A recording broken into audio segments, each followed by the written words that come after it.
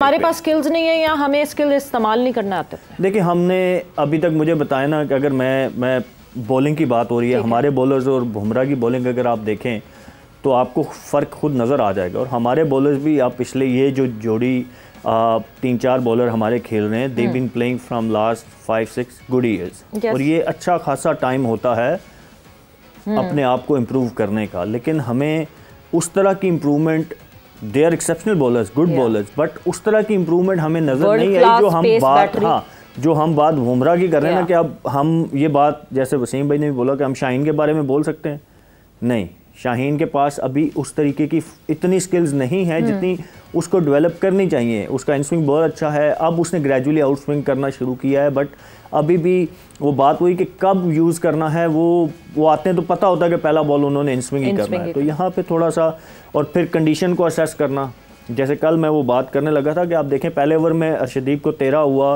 वो नज़र आ गया कि पिच पे स्विंग नहीं है, स्लो है थोड़ी, उन्होंने बैटिंग भी अपनी देखी होगी। तो वो बुमराह आए, उनको पता था कि पहले ओवर में उसका पैटर्न क्या रहा है कि 2 बॉलों के बाद उसने अर्शदीप के अगेंस्ट भी अटैक किया, तो बुमराह ने दूसरा बॉल आते ही स्लो कर दिया। सो इसको कहते हैं प्रोएक्टिवनेस, कि आपको बैट्समैन का पता होता है, बैट्समैन से पहले आप रिएक्ट करते हैं, उस एक कहते हैं ना, एक कदम उससे आगे का सोचते हैं। तो ही न्यू कि वो चार्ज करेगा, उन्होंने वाइड स्लो वन फेंका और आप देखें कि वो कॉट बिहाइंड हो गए, एंड देन उन्होंने जज़ई को जो कटर किया। सो उनको पता लग गया कि यार पिच क्या ऑफर कर रही है, यहाँ पे आप पेस ऑफर करेंगे तो आपको रन्स होंगे। तो ये सारी चीज़ें जो है ना, ये आपको ओवर द ईयर्स खेल के आपको सीखनी होती हैं, कंडीशन को कैसे असेस करना है और वहाँ पे कैसे अपनी बॉलिंग को अप्लाई करना है। तो ये सारी चीज़ें जो है मेरे ख्याल में बुमराह को बाकी बॉलरों से मुनफरिद करती हैं, कि उनके पास हर, और अगर वो डेथ बॉलिंग की आप बात करें, उनको यॉर्कर मारने, एक्सेप्शनल यॉर्कर मारते हैं, स्लो वन करना हो, स्लो बाउंसर करना हो, उनको हर चीज़ आती है, वाइड यॉर्कर करने हो। और मुझे सबसे ज़्यादा इख्लाफ अपने बॉलर्स के साथ अभी तक यही है, जब भी मेरी कभी कभार बात भी होती है तो मुझे वो आज तक मुझे नहीं नज़र आता कोई वाइड यॉर्कर करते हुए। हालांकि T20 मॉडर्न डे क्रिकेट में अब कल वाला मैच भी आप देख लें कि जब इवन अफगानिस्तान वाले बॉलर्स बॉलिंग कर रहे थे, क्योंकि विंड, मैंने कैरेबियन में सब ग्राउंड में एक साइड पे बहुत स्ट्रांग होती है, तो वो इन टू द विंड हिट मरवाने के लिए वो विंड का यूज कर रहे थे। वाइड यॉर्कर आप देखें, इवन अफगानिस्तान वाले भी प्लान कर रहे थे मुसलसल विंड डायरेक्शन या अगेंस्ट द विंड हिट मारे। और उसमें नबी बैटिंग कर रहे थे, जब आप देखें उन्होंने भी, वो पूरा मिडल हुआ, लेकिन वो क्योंकि अगेंस्ट द विंड शॉट थी तो वो पहुंचा नहीं, वो बाउंड्री पे आउट हो गए। तो पॉइंट इज कि आपको ये सारी चीज़ें जो है वो आनी चाहिए, देन उनको अप्लाई करना भी आना चाहिए कि कहाँ पे अप्लाई करनी है। हम उस तरफ नहीं जा रहे अभी तक, हम अपने कंफर्ट जोन में हैं कि हम डंडों के अंदर अच्छा यॉर्कर मारते हैं तो हमने बस वही मारना है, हमने प्लान बी प्लान सी नहीं सीखना।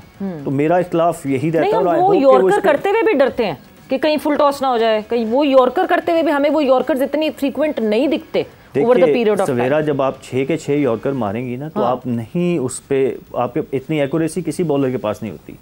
वो वाइड यॉर्कर या यॉर्कर जो टांग के, आप टांग को फॉलो करते हैं, मैं अक्सर बात करता हूँ, उसमें ये होता है जब आपकी लाइन चेंज होती है ना, तो उसमें अगर लेंथ आप मिस भी कर दें ना तो आपको मार्जिन मिल जाता है। लेकिन अगर आप स्टंप्स के बीच में यॉर्कर कर रहे हैं और वहाँ पे अगर आप मिस करेंगे ना, तो आजकल के batsman they are too good, miss it. वो आप लो फुल टॉस भी करें या थोड़ी सी लेंथ आपकी पीछे होगी तो आपको छक्का ही लगना है।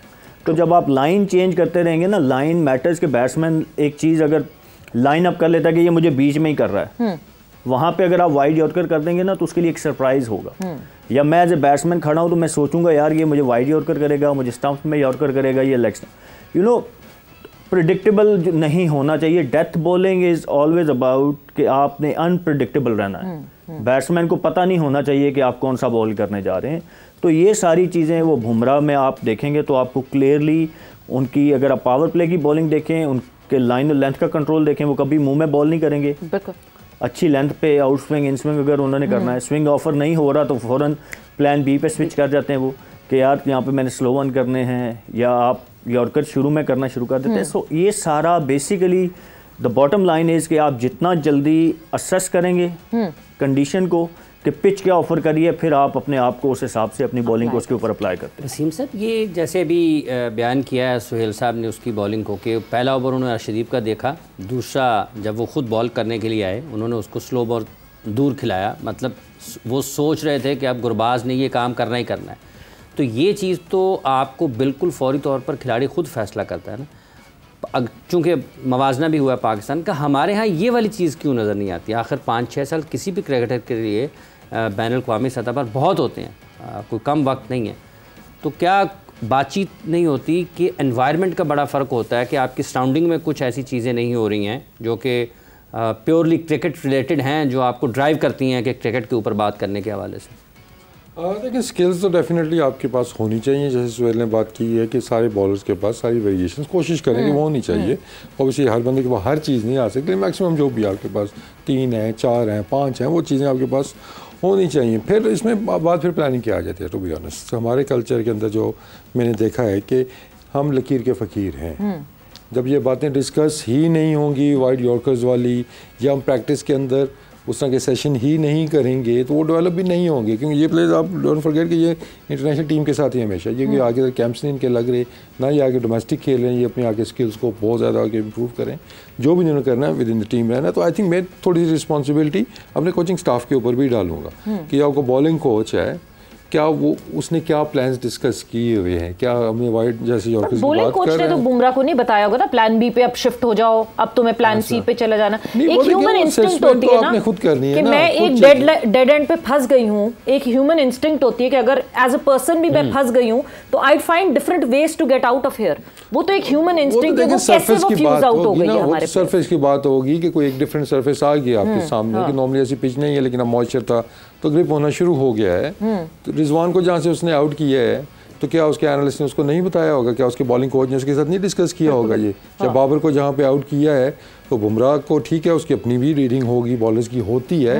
आपको लगता है कि बॉलिंग बीटिंग के अंदर ये चीज़ डिस्कस नहीं हुई होगी कि हमने उसको आगे बॉल नहीं करना है, इस लाइन के ऊपर खिलाना है हमने, तो कोचेस का रोल भी आ जाता है। लेकिन बात में ये नहीं कह रहा कि इंडिविजुअल उसने नहीं किया, इसने किया, इट्स द कल्चर। मतलब एक रिमाइंडर के तौर पर होता है, एक एक्सेप्टेंस आ जाए कि डेटा या हमारी मीटिंग जो है उसके अंदर जो बातें होती हैं वो रेलेवेंट है। कल्चर, एक्सेप्टेंस, ये सारी चीजें बहुत जरूरी है। वसीम ब्रेक पर जा रहे हैं हम, वक्त एक ब्रेक का हुआ है। ब्रेक से जैसे ही वापस आएंगे तो कॉन्वर्सेशन को आगे बढ़ाएंगे। जोर का जोड़ में आपको एक बार फिर खुश आमदीद कह रहे हैं। बात हम कल और आज खेले जाने वाले मैचेस के हवाले से, और साथ ही साथ जो खेल का शऊर और आगाही है, गेम अवेयरनेस है, आप किस तरीके से अपने जहन को और अपनी सलाहियतों को, जो आप क्रिकेट को समझते हैं, उसको मैच के दौरान इस्तेमाल करके कामयाबी की तरफ जा सकते हैं। और वसीम साहब बैट पकड़े बैठे हैं, मेरा ख्याल है कुछ करना चाहते हैं।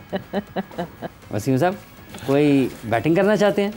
हाँ नहीं, अभी जो डिस्कशन हमारी हो रही थी थोड़ा सा उस पर अगर हम देखें कि प्लेयर की जो थोड़ी सी एडजस्टमेंट्स, टेक्निकल थोड़ी सी जो चेंजेस करते हैं ड्यूरिंग द मैच या अपनी टेक्निक के अंदर, कि हमने देखा था कि रोहित शर्मा बहुत ज़्यादा फंस रहे थे अंदर आते हुए बॉल पे। हमने वर्ल्ड कप में पहले भी देखा, शाहीन ने उनको आउट किया हुआ था। तो उनका क्या था कि नॉर्मली वो he was more of side on थे वो, ठीक है, तो ज़्यादा एडजस्ट नहीं करते थे वो लेफ्ट आर्मर। हालांकि लेफ्ट आर्मर का बॉल जब आ रहा है तो आपको बेसिकली आपका एंगल चेंज हो गया, बजाय यहाँ से आपका बॉल यहाँ से आ रहा है, तो अपर बॉडी से तो वो कोशिश करते थे, लेकिन जो नीचे वाली उनकी बॉडी थी वो उनकी फिर पाँव जो इस तरफ ही जाता था। तो फिर हमने लास्ट वर्ल्ड कप में और एशिया कप में देखा कि जब वो आए अगेंस्ट शाहीन अफरीदी, तो उन्होंने अपना जो स्टांस था, एक तो वो मिडल से मूव करके थोड़ा सा टू लेग स्टंप पे आए, और उसके बाद उन्होंने अपनी अलाइनमेंट जो थी वो कर ली टूवर्ड्स शाहीन्स एंकल, कि वहाँ से उनका कोई ब्लाइंड स्पॉट ना बने अंदर आते हुए बॉल को।